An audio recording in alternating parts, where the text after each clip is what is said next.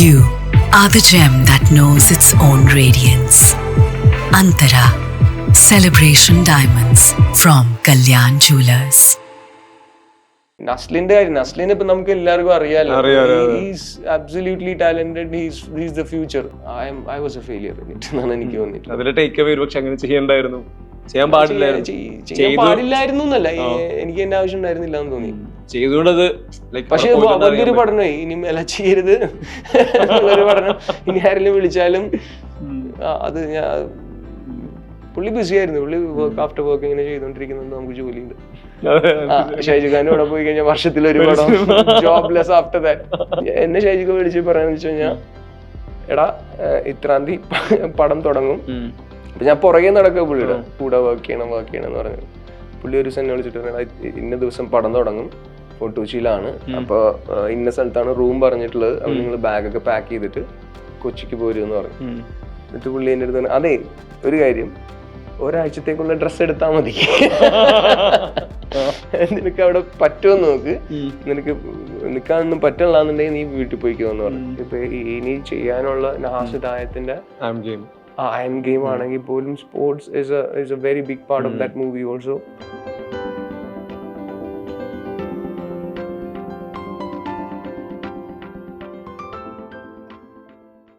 പല ആർട്ടിസ്റ്റുകളെ കാണുന്നുണ്ടല്ലോ, ആസി മുതലുള്ള ഇങ്ങോട്ടേക്ക്. ആസി മൾട്ടിപ്പിൾ തവണ കാണുന്നുണ്ട്, ബിജു ചേട്ടൻ കാണുന്നുണ്ട്. ഈ നസ്ലിൽ എത്തി നിൽക്കുമ്പോൾ കമ്പാരിറ്റീവ്ലി ഏറ്റവും യങ്ങർ ആണ്. ഈ വന്ന സ്ട്രീക്കിലുള്ളവരില് ലീഡ് ചെയ്യുന്ന നസ്ലിനാണ്. കൂട്ടത്തിലുള്ളവരെല്ലാവരും ഏതാണ്ട് ഒരേ പ്രായത്തിൽ വരുന്ന പിള്ളേരാണ്. അതാണെങ്കിൽ ഒന്ന് ജിംഖാന്റെ ഏറ്റവും ഹുക്കിങ്ങും എല്ലാവരും എപ്പോഴും പറയുന്നത് അതിലാണല്ലോ. ഈ Naslen as an actor, as A performer view ചെയ്യുന്നത്, ലൊക്കേഷൻ ഓൺ ലൊക്കേഷനിൽ നസ്ലിൻ പെർഫോം ചെയ്യുന്നത് വിറ്റ്നസ് ചെയ്യുന്നത് എങ്ങനെയാ? അതിലൊരു രസം ഭയങ്കര ഇലക്ട്രിഫൈങ് ആണ്, വളരെ ഇലക്ട്രിഫൈങ് ആണ്. എന്ന് വെച്ച് കഴിഞ്ഞാൽ പുള്ളി ശബ്ദവും പുള്ളി അതിനെ അടക്കിപ്പിടിച്ച് പെർഫോം ചെയ്യുന്ന ഒരു ആക്ടർ അല്ല. പുള്ളിയോട് തുറന്നു വിടുകയാണ് പുള്ളിയെ. അങ്ങനത്തെ ഒരു ആക്ടറാണ്. And it's very electrifying, it's very charming to see. നമ്മൾ മോണിറ്ററല്ല ചുമ്മാ ഇങ്ങനെ നോക്കി നിൽക്കാനാണ് രസം. ഇപ്പൊ മോണിറ്ററിൽ ഇവിടെ ഉണ്ടെങ്കിൽ പോലും, ഞാൻ നേരത്തെ പറഞ്ഞത്, ഞാൻ ഇപ്പോഴും റഹ്മാന്റെ കൂടെ മോണിറ്ററിൽ ഇരിപ്പാണ് പതിവ്. പക്ഷെ ഇവന്റെ ഷോട്ടാണ് ഞാൻ ഇങ്ങനെ കാണും ചിലപ്പോ. more electrifying, very talented guy and easy to work with, very easy to work with. And പിന്നെ ശരിക്കും പണിയെടുത്തിട്ടുണ്ട് ആ പിള്ളേര്, ശരിക്കും പണിയെടുത്തിട്ടുണ്ട്. അത് ഇവര് ട്രെയിനിങ് ടൈമിലൊക്കെ ഒന്ന് രണ്ട് പേരുടെയൊക്കെ ഹെയർ ലൈൻ ക്രാക്ക് ഒക്കെ റിപ്പിലൊക്കെ സംഭവിച്ചിട്ടുണ്ട്, പഞ്ചസ് ഒക്കെ കിട്ടി. They should understand it, what it takes to get hit with a punch. അപ്പൊ അതെല്ലാവർക്കും ഇപ്പൊ എനിക്ക് തോന്നുന്നു ഗണപതിക്കൊക്കെ ഹെയർ ലൈൻ ക്രാക്ക് 2 റിബിലൊക്കെ സംഭവിച്ചിട്ടുണ്ട്. അത് അവര് they didn't had any complaints. ഇപ്പൊ ഫ്രാങ്കോ ആണെന്നുണ്ടെങ്കിൽ പോലും, ഫ്രാങ്കോന്റെ ഫൈറ്റ് നമ്മൾ ഷൂട്ട് ചെയ്യുന്ന സമയത്തൊക്കെ ഇവന് പനിയാ. ഇവന് പനിയാ. Seriously in the sense, he was genuinely ill. വയ്യ. എന്നിട്ട് പോലും അവര് പുൾ ഓഫ് ചെയ്ത്. Great kids, everyone. ഇപ്പൊ പുതിയ പിള്ളേർ, ഇപ്പൊ നമ്മള് നസ്ലിന്റെ കാര്യം, നസ്ലിനെ ഇപ്പൊ നമുക്ക് എല്ലാവർക്കും അറിയാലോ. He's absolutely talented. He's the future. അവനെ മാറ്റി നിർത്തിയാൽ പോലും ഇപ്പൊ ബാക്കിയുള്ള പിള്ളേര്, ഇപ്പൊ for example Sandeep, he's also like, he's a killer artist. എനിക്ക് വളരെ ഇഷ്ടമുള്ള ഒരു, ഇപ്പൊ ഉള്ളതില് പുതിയ വരുന്ന പിള്ളേരിൽ എനിക്ക് ഇഷ്ടമുള്ള ഒരു പയ്യനാണ് സന്ദീപ്. പിന്നെ അതേപോലെ ശിവ, ഹൃദയത്തിലൊക്കെ ഉള്ള ശിവയുടെ timing and everything is impeccable. ഭയങ്കര ടൈമിംഗ് ആണ് ശിവ. ആൻഡ് ബേബി ജീൻ, ഞാനൊരു ആക്ടർ എന്നല്ല പറയുന്നത്, but he's also like very charming and പുള്ളിക്കറിയാം എങ്ങനെ ഹാൻഡിൽ ചെയ്യണോന്നറിയാം. ഇപ്പൊ നസ്ലിനും ലുക്കും സന്ദീപ് ഒക്കെ ഉള്ള ഒരു സീനാണെന്നുണ്ടെങ്കിൽ പോലും, but this guy will take over. എന്തെങ്കിലും തുമ്മിട്ടൊക്കെ ആണെങ്കിൽ പോലും അത് അവൻ ചെയ്യുന്നത് കൊണ്ടാവാം നമ്മളത് ഓക്കെ, നമ്മളതിൽ ഹുക്ക് ആവുകയും ചെയ്യും. അങ്ങനത്തെ ഒരു ടൈപ്പ് ഒരു ബേബിക്കാണെങ്കിലും ഉണ്ട്. പിന്നെ there is another boy called Sean. ഒരുപാട് ആഡൊക്കെ ചെയ്യുന്ന ഒരു പയ്യനാണ്. അവന്റെ ഫസ്റ്റ് പടമാണത്. ആൻഡ് പുള്ളിയും ബോക്സിംഗ് ഒക്കെ നമ്മുടെ പടത്തിനല്ലാതെ തന്നെ ട്രെയിൻ ചെയ്യുന്ന ഒരു കിഡാണ്. And he is also a very good actor. പിന്നെ ഉള്ളത് Luqman, the man Lukman, so no words. Karthi, all of the kids and girls also. അതായത് നോയില, നന്ദ ആൻഡ് അനഘ. അനഘയുടെ കേസ് നമ്മൾ എടുത്തു പറയേണ്ടതെന്ന് വെച്ച് കഴിഞ്ഞാൽ മൂന്നുപേരും ഒന്നിനൊന്ന് മെച്ച പെർഫോമൻസ് ആയിരുന്നു അവര്. ബട്ട് അനഘയുടെ കേസ്, ഈ അനഘ ഈ 6 മാസം ഇവന്മാരുടെ കൂടെ ജിമ്മില. She is also getting all this beatings and everything. And ഒരു സത്യം പറയുകയാണെന്നുണ്ടെങ്കിൽ ഇത്രയും പിള്ളേര് ബോയ്സ് ഇത്രയും നാള് ബോക്സിംഗ് ട്രെയിനിങ് ഒക്കെ ചെയ്തിട്ട് നമ്മൾ ഷൂട്ടിന്റെ സമയത്ത് എനിക്ക് പേഴ്സണലി ഇഷ്ടപ്പെട്ടത്, ഐ മീൻ ഇഷ്ടപ്പെട്ടെന്നല്ല, ലൈക്ക് ഒരു റിതം കൂടുതൽ, അതായത് ഇവിടെ വേണമെങ്കിൽ അടുത്ത ആഴ്ച സ്റ്റേറ്റിൽ ഇറക്കാം എന്ന് പറയുന്ന പോലുള്ള അത്രയും ഇത് ഈസി ആയിട്ട് റിങ്ങിനകത്ത് മൂവ് ചെയ്യുക എന്ന് പറയുന്നത് ഒരു അതിനൊരു അഴകുണ്ടല്ലോ. And she was absolutely amazing to watch when she is in the ring. And performance also നമ്മൾ ഈ കാതലിലും അതിലൊക്കെ കണ്ടാണ്. എന്ത് പറയാനാ, ഇതെല്ലാം പറയുമ്പോൾ എനിക്ക് തോന്നുന്നത് ഈ ഡിഫറെന്റ് ടെറൈൻസ് വിഷ്വലൈസ് ചെയ്യുമ്പോൾ അതിന്റെ കാര്യങ്ങൾ വരുമ്പോൾ കുറച്ചുകൂടി അർബൻ ഇതിലാണ് നിൽക്കുന്നത്. കപ്പേല വരുമ്പോൾ ടോട്ടലി ഈ വയനാട്ടിലോട്ട് പോകുന്നുണ്ട്. അള്ളു രാമേന്ദ്രനിലെ ഈ പറഞ്ഞ പോലെ കുറച്ചുകൂടി റൂറൽ സെറ്റിങ്ങിലോട്ട് പോകുന്നത്. ഇത് പല സിനിമകള് പല തരത്തിലുള്ള ലാൻഡ്സ്കേപ്പ് ടെറൈൻ, അതിന്റെ സ്വഭാവം എഴുത്തിൽ ചിലപ്പോൾ ഉണ്ടാവാം, വിഷ്വലോടെ കൊടുക്കണം എന്നുള്ളത്. ഇപ്പോൾ പെർഫോമൻസ് ഉറപ്പരിപാടി ഉണ്ട് സിനിമയിൽ ലീഡ് ചെയ്യാനായിട്ട്. വിഷ്വലി ഈ നാടിനെ ബിലീവബിൾ ആക്കുക, ആളുകൾ കണക്ട് ചെയ്യുക, അതിന് ശരിക്കും ഒരു സിനിമാറ്റോഗ്രാഫർക്ക് ഒരു എക്സ്ട്രാ എഫേർട്ട് ഉണ്ടോ ഫ്രം പ്രീ മുതൽ? എഫേർട്ട് ഉണ്ടോന്ന് ചോദിച്ചാൽ ഞാൻ ഉണ്ടായിരിക്കണ്ടേ? അല്ല, എനിക്കും തോന്നുന്നത് അത് ഉണ്ടായിരിക്കണം. ഞാൻ എപ്പോഴും എൻ്റെ ഒരു ആസ് എ സിനിമാറ്റോഗ്രാഫർ എൻ്റെ പ്രീ പ്രൊഡക്ഷൻ സമയത്ത് ഞാൻ ഏറ്റവും സ്ട്രഗിൾ ചെയ്യുന്നത് ഒരു ലൊക്കേഷൻ കണ്ട് തൃപ്തിയായി ഓക്കെ പറയാൻ വേണ്ടിയിട്ടാ. ഓക്കെ, ഇപ്പൊ എന്നെ പല സിനിമയ്ക്കും ഇപ്പൊ സിനിമാറ്റോഗ്രാഫർ എന്തെങ്കിലും ക്ലാഷ് ആയിട്ട് പോകുന്ന സമയത്ത് തന്നെ ഷൂട്ട് ചെയ്യാനൊക്കെ വിളിക്കും.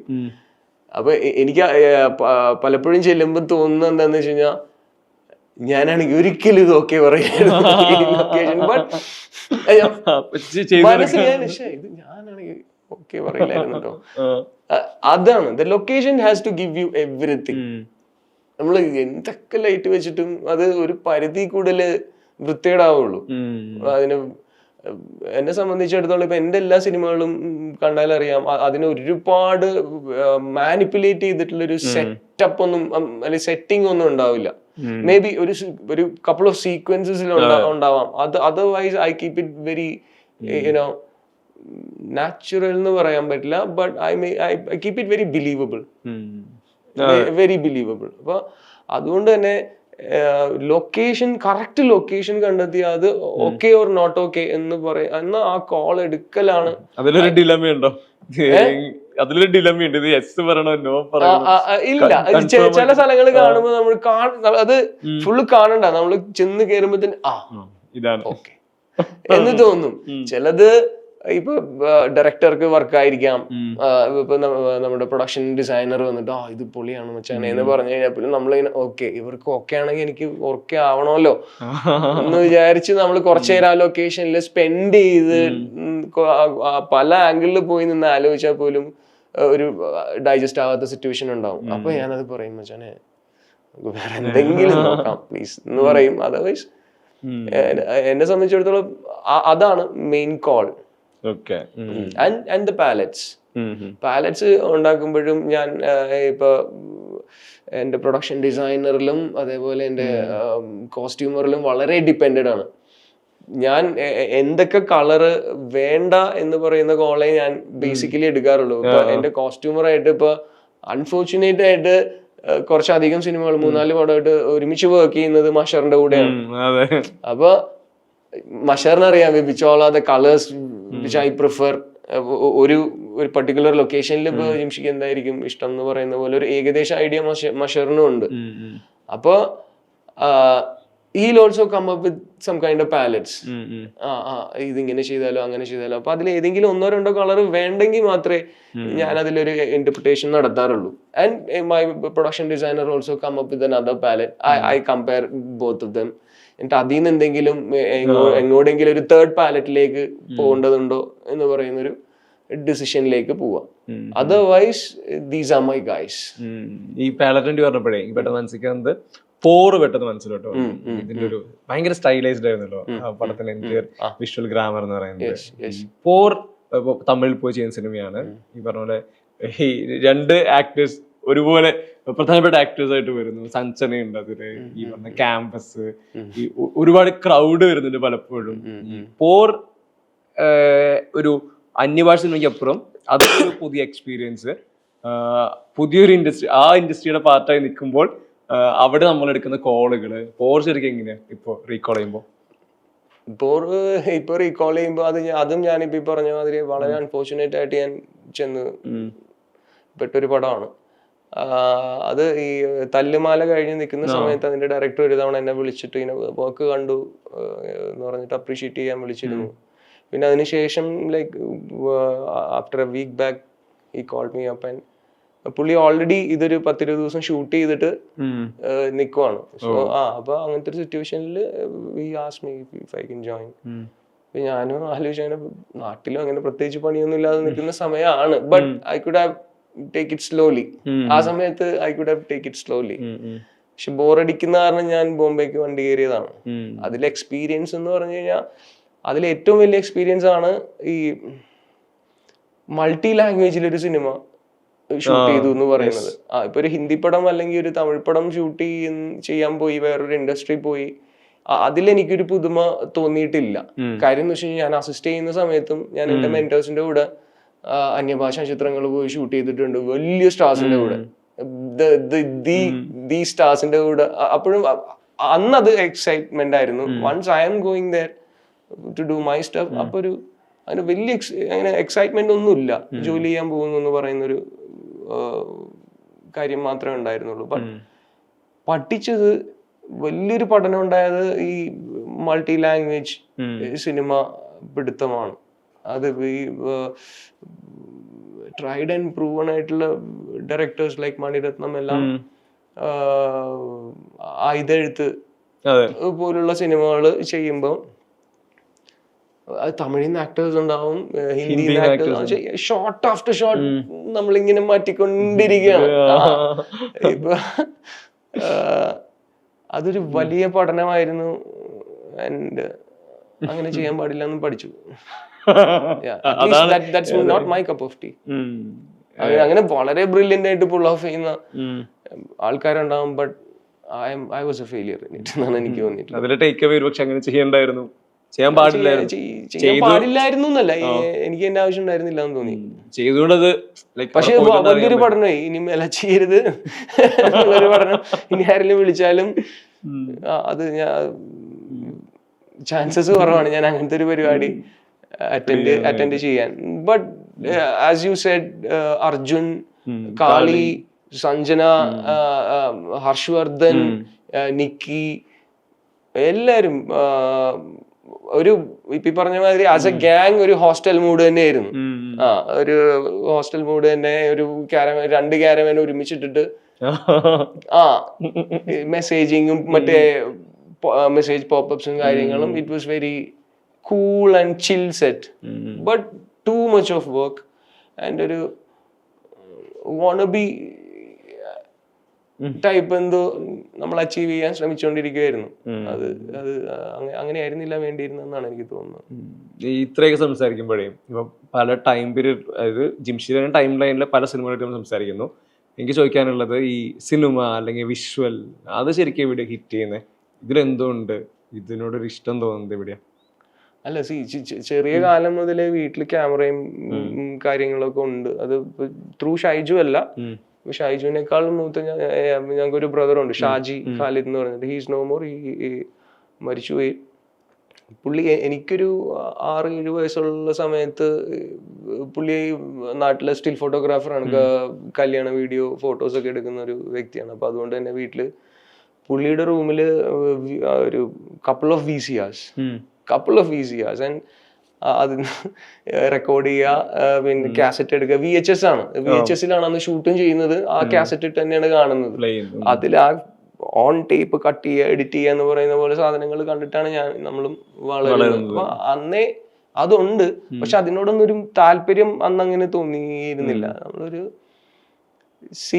ഒരു പ്രേക്ഷകൻ എന്നുള്ള നിലയിലാണ് ആദ്യം ഇതിനോട് ഇഷ്ടം തോന്നുന്നത് തന്നെ. സിനിമ കാണാൻ താല്പര്യം, ഇഷ്ടമുണ്ട്. പക്ഷെ ഐജുക്കാക്ക് അന്നേ അത്യാവശ്യം കുറച്ച് കളക്ഷൻസും ഉണ്ട് പുള്ളിയുടെ കയ്യിൽ. ഇപ്പൊ ഫോറിൻ ഫിലിംസ് ആണെങ്കിലും നമ്മുടെ നാട്ടിലുള്ള സെൻസിബിൾ നല്ല സിനിമകളാണെങ്കിലും പുള്ളിയുടെ കയ്യിൽ അത്യാവശ്യം കളക്ഷൻസ് ഉണ്ട്. ചെറുതിലെ തന്നെ അതൊക്കെ നമ്മളിങ്ങനെ ഇരുന്ന് കാണുമായിരുന്നു. അപ്പൊ അതിനോടുള്ളൊരു ഇഷ്ടം.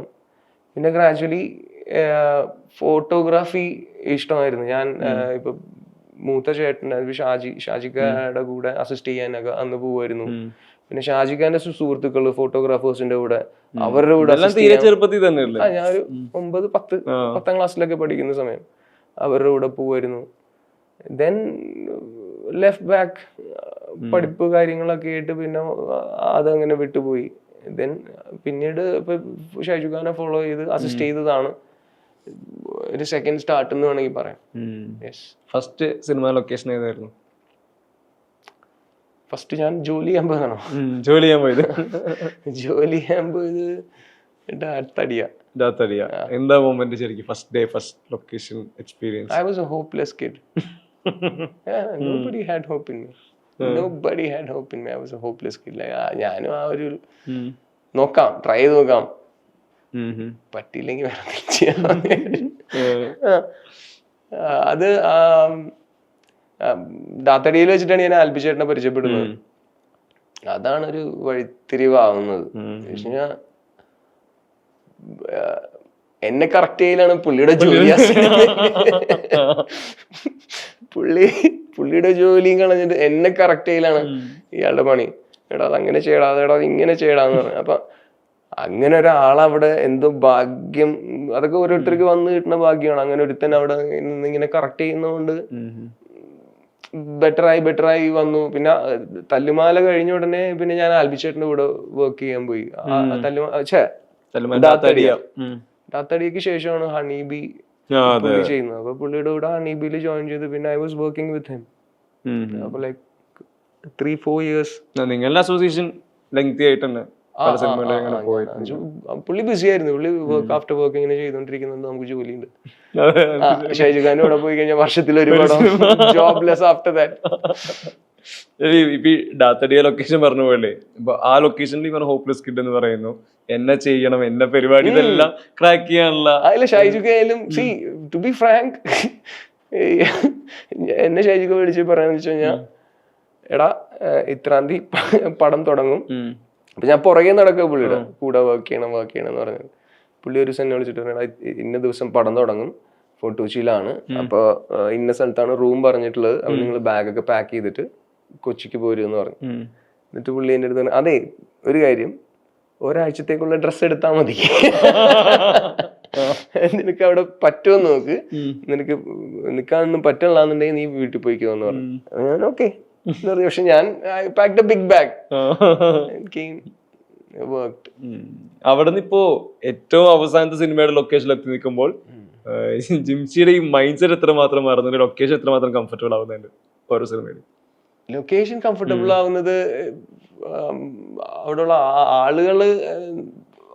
ആളുകളിൽ നമ്മൾ കംഫർട്ടബിൾ ആവുമ്പോഴാണ് ലൊക്കേഷൻ കംഫർട്ടബിൾ ആവുന്നത്. അതാണ് ഞാൻ നേരത്തെ പറഞ്ഞത്. You should be very careful about the people you work with. അതാണ് ഇപ്പം സി, ഞാൻ അങ്ങനെ പറയില്ല. റഹ്മാന്റെ കൂടെ വർക്ക് ചെയ്യുമ്പോ ഞാനല്ല DOP, പക്ഷെ ഞാൻ ഒരു 10-15 ദിവസം എനിക്കത് ഷൂട്ട് ചെയ്യാനുള്ള ഒരു ഭാഗ്യം ഉണ്ടായിട്ടുണ്ട്. അപ്പൊ ഉണ്ടയുടെ സിറ്റുവേഷനിലേക്ക് I know the script thoroughly because I was suppose to do the movie. അത് ഡേറ്റ് ആയിട്ട് എനിക്ക് തറോ ആയിട്ട് എനിക്ക് സ്ക്രിപ്റ്റ് അറിയായിരുന്നു. ഞാൻ റഹ്മാനും ക്രൂഷ്യൽ ഡിസ്കഷൻസിലൊക്കെ ഇവിടെയൊക്കെ പോയിട്ടുണ്ട്. ദെൻ ആഫ്റ്റർവേർഡ്സ് ഇപ്പൊ ലവ് ചെയ്യുമ്പോഴാണെങ്കിലും തല്ലുമാല ചെയ്യുമ്പോഴാണ്, Thallumaala is a different case, sorry. ഇപ്പൊ ലവ് ചെയ്യുമ്പോഴാണെങ്കിലും ഈ ജിംഖാന ചെയ്യുമ്പോഴാണെന്നുണ്ടെങ്കിലും ഐ എം സോറി, ഇതൊരു പ്രൗഡ്ഫുൾ ആയിട്ടുള്ള, ഞാനങ്ങനെ പ്രൗഡായിട്ട് പറയല്ല, ഞാൻ അതിന്റെ സ്ക്രിപ്റ്റ് വായിച്ചിട്ടില്ല. ഇയാളുടെ വായിൽ നിന്ന് കേൾക്കുന്നതാണ് എനിക്ക് പടം. ഓക്കെ, ഇത് വെച്ച് കഴിഞ്ഞാൽ തനിക്കറിയാത്ത അല്ലെങ്കിൽ താൻ പറയാത്ത എന്തെങ്കിലും സ്ക്രിപ്റ്റിൽ ഉണ്ടെങ്കിൽ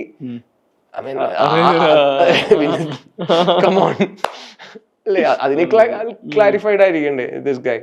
അപ്പൊ പുള്ളിക്ക് ഒരു ക്ലിയർ പിക്ചർ എനിക്ക് സംസാരിച്ചു തരാൻ പറ്റുവാണെന്നുണ്ടെങ്കിൽ എന്നെ സംബന്ധിച്ചിടത്തോളം ഏറ്റവും എളുപ്പം, എനിക്ക് ഏറ്റവും ഹെൽപ്ഫുൾ ആയിട്ടുള്ളതും അത് തന്നെയാണ്.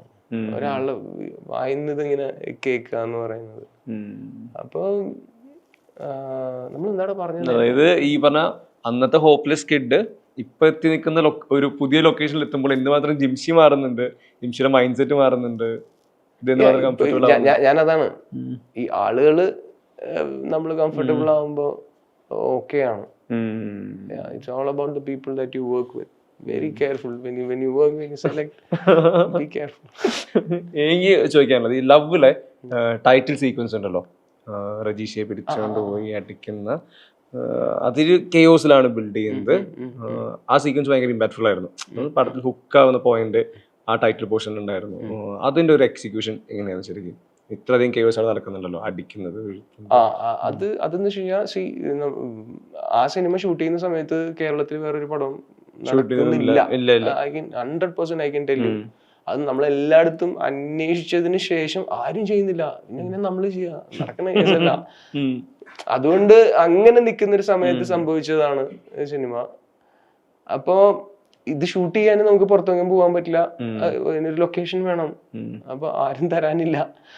അപ്പോഴാണ് ഇപ്പൊ ഞാൻ നേരത്തെ പറഞ്ഞ നിസാം ബഷീർ, നമ്മുടെ റോഷാക്കിന്റെ ഡയറക്ടർ, ഈ പടം ഡിസ്കഷൻ ഒക്കെ നടക്കുന്നതും അവിടെ ഇരുന്നാണ്, ഫ്ലാറ്റിലിരുന്ന. അപ്പൊ പുള്ളി ഇതെല്ലാം കേട്ടിട്ട് പുള്ളി അപ്പൊ നിങ്ങൾക്ക് ഇവിടെ ഷൂട്ട് ചെയ്തൂടെ? അപ്പോഴാണ് നമ്മൾ വിചാരിച്ചു യെസ് ഓക്കെ വൈ നോട്ട്, നമുക്ക് ഇവിടെ ചെയ്യാമല്ലോ. പക്ഷെ അതൊരു ചെറിയ ഫ്ലാറ്റ് ആയിരുന്നു. അതൊരു ഈ അന്നത്തെ കാലത്തെ റെസ്ട്രിക്ഷൻസ് ഒന്നും ഇല്ലാന്നുണ്ടെങ്കിൽ ഡെഫിനറ്റ്ലി നമ്മൾ അവിടെ ഷൂട്ട് ചെയ്യില്ല. ഒരിക്കലും ഷൂട്ട് ചെയ്യില്ല. അപ്പൊ ഈ കെയോസ് ഷൂട്ട് ചെയ്യുന്ന സമയത്ത് നമ്മളെ സംബന്ധിച്ചിടത്തോളം ഏറ്റവും ചലഞ്ചിങ് ആയിട്ടുള്ളതെന്ന് വെച്ച് കഴിഞ്ഞാൽ എവറിത്തിങ് ഈസ് റിയൽ. ഒരു എന്നൊരു ഗ്ലാസിന്റെ മേലെ അടിച്ചു കഴിഞ്ഞാൽ ഗ്ലാസ് പൊട്ടും, അത് അവൾക്ക് കൊണ്ടാ കീറിപ്പോവും എന്നുള്ളത്. അത് everything is A to Z is real. അങ്ങനെ വേണം അത് ചെയ്യാൻ എന്ന് പറയുന്ന ഒരു സാധനം. അത് ആക്ടേഴ്സ് ഹാഡ് റിഹേഴ്സൽ. പിന്നെ റഹ്മാനും ആ രീതിയിൽ കൃത്യത ഉണ്ടായിരുന്നു. ഇപ്പൊ വെറുതെ ക്ലംസി ആയിട്ട് ഇവര് തമ്മിലുള്ള ഒരു തല്ലുപിടുത്തമല്ല.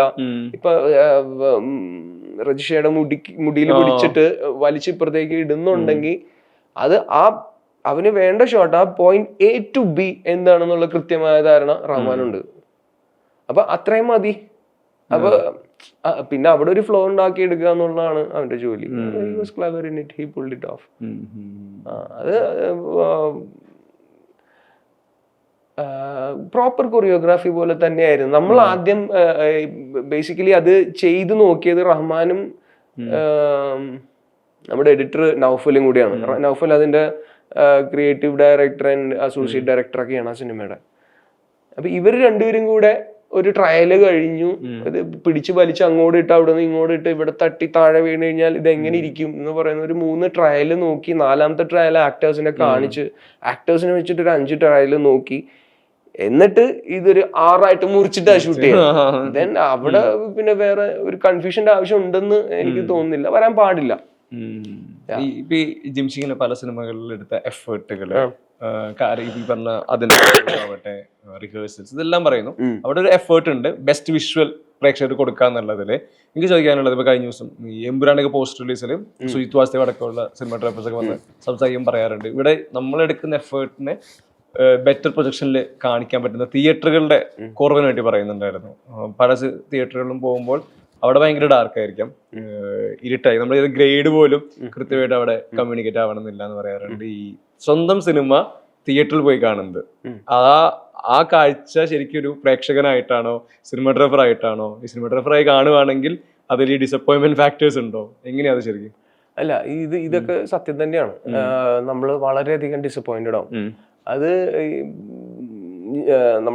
ഞാൻ അസിസ്റ്റ് ചെയ്ത് വരുന്ന സമയം മുതലേ നമ്മളിത് കാണുന്നതാണല്ലോ. ഇപ്പൊ നമ്മൾ വർക്ക് ചെയ്ത സിനിമ ഇന്ന തിയേറ്ററിൽ റിലീസ് ഉണ്ട്, നമ്മളത് പോയി കാണുമ്പോൾ ഡെഫിനറ്റ്ലി ഇതിന്റെ പോസ്റ്റ് പ്രൊഡക്ഷന്റെ ഭാഗമായിട്ട് ഇതിന് കളറിസ്റ്റും സിനിമാറ്റോഗ്രാഫറും ഇതിരുന്ന് ഗ്രേഡ് ചെയ്യുന്ന സമയത്ത് നമ്മളത് പോയി ഇരുന്ന് കാണുന്നുണ്ട്, നമ്മളിത് ഫീൽ ചെയ്യുന്നുണ്ട്. ഓക്കെ, ഇതിന്റെ കളർ ഇതാണ്, ഇത് തിയേറ്ററിൽ ഇങ്ങനെ തന്നെ ഉണ്ടാവുമല്ലോ എന്ന് പറയുന്നത് നമ്മളുടെ ഒരു ആകാംക്ഷ അത് അവിടെ ഉണ്ടാവും. Once you go see the cinema, especially ഞാൻ പേരെടുത്ത് പറയാം, ഈ സരിത സവിത കുറെ നാൾ മുമ്പുള്ളതാണ്. അവർ ഇപ്പൊ എങ്ങനെയാണ് ആ തിയേറ്ററിൽ നിന്ന് എനിക്കറിയില്ല, മേ ബി നല്ലതായിരിക്കാം ചീത്തയായിരിക്കാം, ബട്ട് ഒന്നും കാണൂല.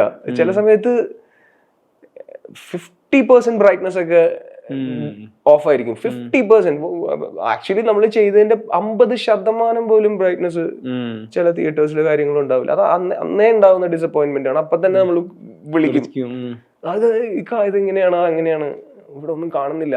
ഇപ്പൊ ജോമോനൊക്കെ ഇതൊക്കെ ഭയങ്കര ക്രൂഷ്യലായിട്ട് ഫേസ് ചെയ്തിട്ടുണ്ട്. ഇവര് ചാപ്പാകുരിശൊക്കെ ചെയ്യുന്ന സമയത്ത് 70ലാണ് ഷൂട്ട് ചെയ്യുന്നത്. എന്നിട്ട് അവർ അതിന്റെ മാക്സിമം ക്യാമറന്ന് ഊറ്റിയിട്ടാണ് ആ ഒരു വിഷ്വൽസ് ഉണ്ടാകുന്നത്. അത് എറണാകുളത്ത് വരുമ്പോഴേക്കും ഇവര് ബ്രൈറ്റ്നസ്സും ഇല്ല, ഒന്നുമില്ല, നെഴല് പോലെയൊക്കെ കാണാം.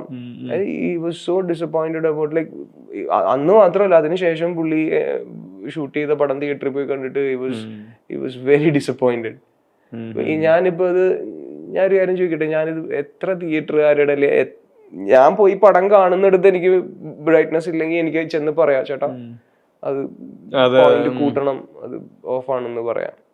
ചിലപ്പോ ആ ഷോ അവര് ചെയ്യും, അടുത്ത ഷോ ഓഫ് ചെയ്യും. അല്ലെങ്കിൽ ഞാൻ എത്ര തിയേറ്ററിൽ ആളെ നിർത്തും.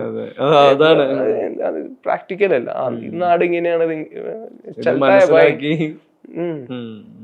ചലത്തായ എന്റെ പടം മാത്രമല്ലല്ലോ, നിങ്ങളുടെ പടം ഇങ്ങനെ തന്നെ. സുചേട്ടൻ വിഷമിക്കണ്ട, സുചേട്ടാ എന്റെ പടം ഇതേപോലെയൊക്കെ കാണും. സുചേട്ടൻ കവിത തിയേറ്ററിനെ പറ്റി പറഞ്ഞു, ലൈക് ലിറ്ററലി എമ്പുരാൻ കണ്ടു കഴിഞ്ഞിട്ടുള്ള പോസ്റ്റ് വാച്ച് എക്സ്പീരിയൻസ് ആയിട്ട് ഇരുട്ടായിരുന്നു എന്നുള്ള രീതിയിൽ ഒരു കാര്യമില്ല. ഇതൊക്കെ ഇനിയും തുടർന്നുകൊണ്ടേയിരിക്കും, നെവർ എൻഡിങ്. അതിലൊന്നും കരഞ്ഞിട്ടൊന്നും ഒരു കാര്യമില്ല. ഈ ഇപ്പൊ ഇത്രയും സിനിമ ഇതൊക്കെ പറയുമ്പോൾ തോന്നുന്നു, ഇപ്പോൾ ജിംഷി കാലത്ത് നിൽക്കുമ്പോൾ, ഷൈജു കാലത്ത് നിൽക്കുമ്പോൾ, കാലത്ത് റഹ്മാൻ എന്നൊക്കെ കേൾക്കുമ്പോൾ നമ്മൾ കണക്ട് ചെയ്യുന്നത് നിങ്ങളുടെ ഫാമിലിയിലോട്ടാണ്. നിങ്ങൾ 3 പേര് ഒരു സ്പേസിൽ നിങ്ങൾ ഗ്രോ ചെയ്യുന്നു. സിനിമ നിങ്ങളൊപ്പം ഉണ്ട്, വിഷ്വൽ ഉണ്ട്, എഴുത്തുണ്ട്.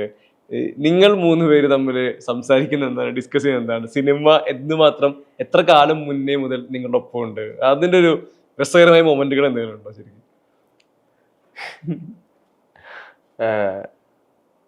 അങ്ങനെ പ്രത്യേകിച്ച് അങ്ങനെ ഒന്നും സംസാരിക്കാറില്ല. ഒന്നാമത്തെ കാര്യം, ഞങ്ങള് 3 പേരും ഒരു വീട്ടിലൊരുമിച്ചല്ല താമസം, പക്ഷെ അടുത്തടുത്താണ്, തൊട്ടടുത്തടുത്താണ്. അപ്പൊ അതുകൊണ്ട് തന്നെ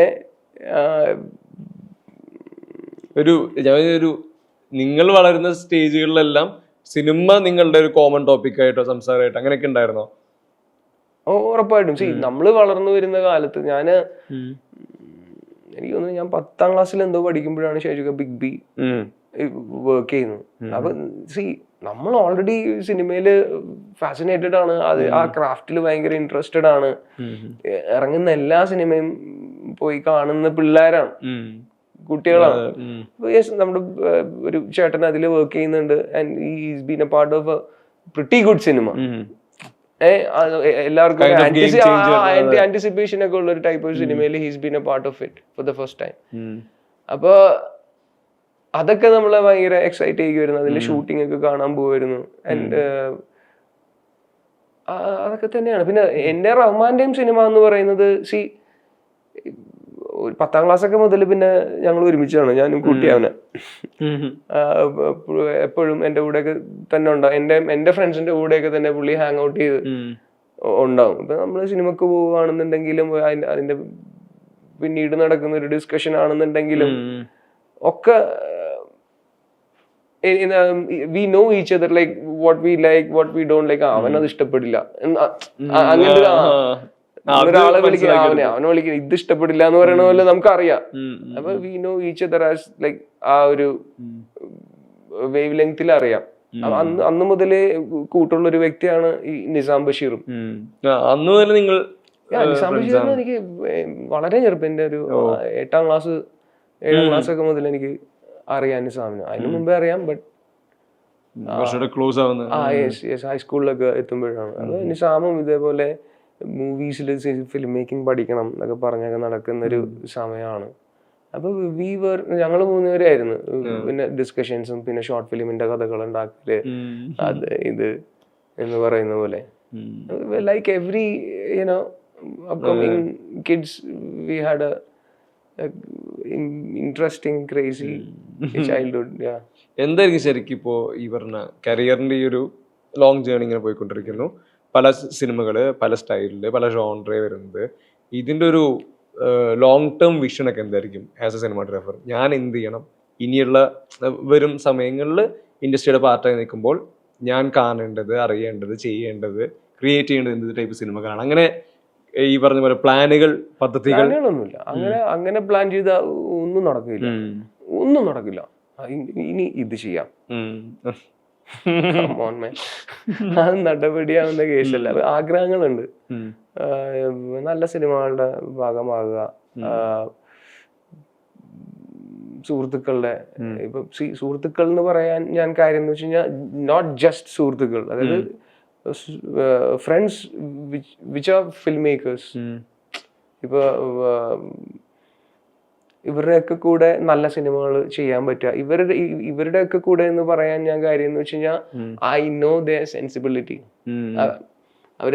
അവര് പറയുന്ന മണ്ടത്തരത്തിന്റെ ഡെപ്ത് എനിക്കറിയാം, അവരെത്ര എഫിഷ്യന്റ് ആയിട്ടുള്ള, അങ്ങനെയല്ല, വി നോ ആസ് ഫ്രണ്ട്സ്. അപ്പൊ അവരുടെ കൂടെ വർക്ക് ചെയ്യുമ്പോൾ എനിക്കത് അതിനൊരു ഈസിനെസ് ഉണ്ട്. And I believe whenever I worked with my friends, there was some results, good results.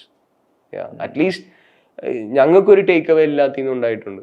അതാണ് വേണ്ടതെന്നാണ് എനിക്ക് തോന്നുന്നത്. ഈ other than cinematography, directorial plans, അങ്ങനെ ആഗ്രഹങ്ങൾ, ആഗ്രഹങ്ങളൊക്കെ ഉണ്ട്. But I'm trying to find this craft. ഇപ്പോഴും ഒരു തൃപ്തി ആയിട്ടില്ല സിനിമാറ്റോഗ്രാഫിയിൽ. കുറച്ചുകൂടെ ചെയ്ത് ഒന്നുകൂടെ കുറച്ചുകൂടെ ഒരു ബെറ്റർ ക്രാഫ്റ്റ് ചെയ്യണമെന്നൊക്കെ ഉണ്ട്. അതെന്തെന്ന് ചോദിച്ചു കഴിഞ്ഞാൽ ഡൗട്ട്ഫുൾ ആണ്. ഈ പറഞ്ഞ ഒരു പ്ലാൻ ഒന്നും ഇല്ലാത്തതുകൊണ്ട് ഐ ഡോണ്ട് നോ. എന്റെ ബക്കറ്റ് ലിസ്റ്റിൽ ഉണ്ടായിരുന്ന 2 ജോണേഴ്സ് ആണ്. One sports and I want to do a war movie also. ഇപ്പം അതിൽ സ്പോർട്സ് ഓൾറെഡി വന്ന് വീണ് കഴിഞ്ഞു. ഇപ്പം ആലപ്പുഴ ജിംഖാന ആണെങ്കിലും ഇപ്പൊ ഇനി ചെയ്യാനുള്ള നഹാസ് ഹിദായത്തിന്റെ I am game ആണെങ്കിൽ പോലും sports is a very big part of that movie also. അത് ഇപ്പൊ പറഞ്ഞ കാര്യം ആലപ്പുഴ ജിംഖാനയേക്കാൾ വലിയൊരു സ്കെയിലുള്ളൊരു very big when it compares to this one. ഇതും സ്പോർട്സ് ആയതുകൊണ്ടാണ് ഞാനത് പറയുന്നത്. ഇതൊരു വളരെ light hearted, very light hearted. ഇപ്പൊ നേരത്തെ അനുരാഗ് കരിക്കും വെള്ളം എന്ന് പറഞ്ഞുകൊണ്ട് തന്നെ പറയാം, ഇതില് ഈ സിനിമയിലെ കോൺഫ്ലിക്റ്റുകൾക്ക് അനുരാഗ് കരിക്കിൻ വെള്ളത്തിലെ കോൺഫ്ലിക്റ്റുകളുടെ അത്രയും ഡെപ്ത് പോലും ഇല്ല. ഒരു പിണങ്ങി എന്ന് പറയുന്ന പോലുള്ള കോൺഫ്ലിക്റ്റുകളാണ്. അത്രയും വളരെ ലൈറ്റ് ആണ്. അതിൽ ബോക്സിംഗ് ഒരു പാട്ടാണ്. അതിൽ അവര് കുട്ടികളെ നിന്ന് പെടുന്നതും അതിൽ നിന്ന് what is there take away എന്ന് പറയുന്ന പോലത്തെ ഒരു ലൈറ്റ് ഒരു പടമാണ്. പക്ഷെ when it comes to Iron Game, it's a big thing in the sense the scale is big. Yeah, the sports is big. അതിലെങ്കിൽ Nahas ആണെങ്കിലും RDX പോലൊരു സർപ്രൈസ് ഹിറ്റ് അവിടെ സെറ്റ് ചെയ്യുന്നുണ്ട്. അതിനുശേഷം നഹാസിന്റെ നെക്സ്റ്റ് മൂവി എന്നുള്ളത് എല്ലാവരും വെയിറ്റ് ചെയ്തിരുന്നായിരുന്നു. അവിടെ വരുമ്പോൾ ഈ പറഞ്ഞ നിങ്ങളെല്ലാവരും അസോസിയേഷൻ, വലിയ സിനിമ, ഈ സിനിമയുടെ സ്കെയില് എന്നുള്ളത് അത് ശരിക്കും റെസ്പോൺസിബിലിറ്റിയുടെ ഒപ്പം തന്നെ ടെൻഷൻ ഫാക്ടർ ആണോ? 100% അതൊരു ടെൻഷൻ ഫാക്ടർ തന്നെയാണ്. അത് നമുക്കൊരാൾക്ക് നിന്നിട്ട് പുൾ ഓഫ് ചെയ്യാൻ പറ്റുമെന്നില്ല. നല്ല സിനിമാറ്റോഗ്രാഫർ ആയതുകൊണ്ട് ഒരു കാര്യമില്ല. ഞാൻ ഇപ്പോഴും പറയാണ്, it's A collective work. Production designer ഉണ്ടാക്കി വെക്കുന്ന ബാക്ക്ഗ്രൗണ്ടിലും കളർ പാലറ്റിലും കാര്യങ്ങളിലും കോസ്റ്റ്യൂമർ കൊടുക്കുന്ന ഡ്രസ്സ് ഇട്ടിട്ട് നമ്മൾ ചെയ്യുന്ന ലെൻസിങ്ങിന്റെ മുമ്പിൽ വന്ന് നിൽക്കുന്നതാണ്. അപ്പൊ ഈ 3 ഫാക്ടേഴ്സിൽ, 3 അതിൽ ഒരുപാട് ഫാക്ടേഴ്സ് ഉണ്ട്. ബട്ട് അതിന്റെ ഏറ്റവും പ്രോമിനന്റ് ആയിട്ട് പ്രൊജക്ട് ചെയ്ത് കാണുന്ന 3 ഫാക്ടേഴ്സ് ആണ് ഇപ്പൊ ഈ പറഞ്ഞ കോസ്റ്റ്യൂംസ്, ഡിസൈനിങ് ആൻഡ് സിനിമാറ്റോഗ്രാഫി. ഈ 3 ഒരു പാർട്ട് മാത്രമാണ് എൻ്റെ. അപ്പൊ ഈ കളക്റ്റീവ്നെസ് കറക്റ്റ് ആയില്ല എന്നുണ്ടെങ്കിൽ, people are not in the right page as you are in a problem. എന്നാണ് എനിക്ക് തോന്നിയിട്ടുള്ളത്. അത് ടെൻഷൻ, അത് നീ ചോദിച്ചത് ടെൻഷൻ തന്നെയാണ്, ടെൻഷൻ തന്നെയാണ് വളരെ. ഞാൻ ഇപ്പോഴും സിനിമയും കൂടി ആവുമ്പോ ഇപ്പൊ അതിന്റെ പ്രീ പ്രൊഡക്ഷൻസ് പോയിക്കൊണ്ടിരിക്കുകയാണ്. I think about it every day. അതിന്റെ സീൻസ് എങ്ങനെ ചെയ്യാം, അതിന്റെ ഇങ്ങനെ ചെയ്യാലോ, അതൊന്നുമല്ല എന്താവും എന്തോ. Like, see, we know what it's going to be and we know we're gonna pull it off. അതല്ലേ I'm being very transparent in that case. tensed ആണ്.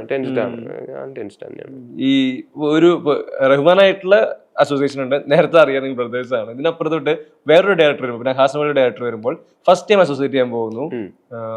ഇയാളുടെ ഒപ്പമുള്ള ഇപ്പൊ സെയിം പേജിലാണോ എന്ന് അറിയുന്ന പോലെ തന്നെ നിങ്ങളുടെ ഡൈനാമിക്സ് കൂടെ അറ്റ്ലീസ്റ്റ് ഒരു ന്യൂട്രൽ ഫോമിലേക്ക് എത്തണമല്ലോ. ഈ ഒരു ഐസ് ബ്രേക്കിംഗ് കാര്യങ്ങൾ അതില്ല. എസ്പെഷ്യലി ഇപ്പോ ന്യൂ എറ ഫിലിം മേക്കേഴ്സ് അവരൊക്കെ ഭയങ്കര ഡൗൺ ടു എർത്ത് ആണ് എല്ലാവരും. And everybody is very genuine and practical and transparent also. അങ്ങനെ we can read each other. അല്ലെ, ഇപ്പൊ നമ്മൾ തമ്മിലിരുന്ന് സംസാരിക്കുന്ന പോലെ തന്നെ we can read each other എന്ന് പറയുന്നത് പോലെയാണ്. നാസിന്റെ അടുത്തായാലും I had like couple of meeting before committing with him. അപ്പൊ ഒരാള് ഇപ്പൊ എന്റെ അടുത്ത് പറഞ്ഞ ഞാൻ സ്ക്രിപ്റ്റ് അയച്ചു തരാം, ഞാൻ പറയടാ നീ പറഞ്ഞു തന്നാൽ അതായിരിക്കും രസം എന്നിട്ട് അവൻ വന്ന് പറഞ്ഞ് ആ ഒരു 2 മണിക്കൂറിൽ തന്നെ ഇപ്പൊ ഐസ് ബ്രേക്കിംഗ് എന്നുള്ളതിന്റെ അല്ല, ഐ മീൻ കംഫർട്ട്, നമ്മളൊരു കംഫർട്ട് സോൺ ക്രിയേറ്റ് ചെയ്യുന്നതാണ് അതിലൂടെ സംഭവിക്കുന്നത്. And he was a very honest kid, very practical, and he knows what he wants. I mean I'm looking forward to it. I'm looking forward to it. Yes. Exciting ആവാൻ chance ഉണ്ട്. അവസാനമായിട്ട് ചോദിക്കുകയാണെങ്കിൽ, ഇത്രയും സംസാരിച്ചു, ഈ ആലപ്പുഴ ജിംഖാന കാണാൻ വരുന്ന പ്രേക്ഷകരോട് എന്താ പറയാളെ? നല്ലൊരു സ്പോർട്സ് കോമഡി സിനിമ കാണാം എന്നുള്ളതാണ് പറയാനുള്ളത്. പിന്നെ ഈ സ്പോർട്സ് എന്നുള്ളതില് നമ്മള് ഓപ്റ്റ് ചെയ്തിരിക്കുന്നത്, ആസ് യു നോ, ട്രെയിലറും കാര്യങ്ങളൊക്കെ വന്ന സ്ഥിതിക്ക് നിങ്ങൾക്ക് അറിയാം, ബോക്സിംഗ് ആണ്. ആൻഡ് ബോക്സിങ്ങിനോട് ഒരു 100% നീതി പുലർത്താൻ ഞങ്ങൾ ശ്രമിച്ചിട്ടുണ്ട്. At least apart from the film making and പടം എങ്ങനെ വരും, നല്ലതാണോ ചീത്തയാണോ എന്നുള്ളതിലുപരി ഇതിന് ഈ പടത്തിന്റെ ഏറ്റവും പ്രധാനപ്പെട്ട ഒരു ഫാക്ടറാണ് ബോക്സിങ്.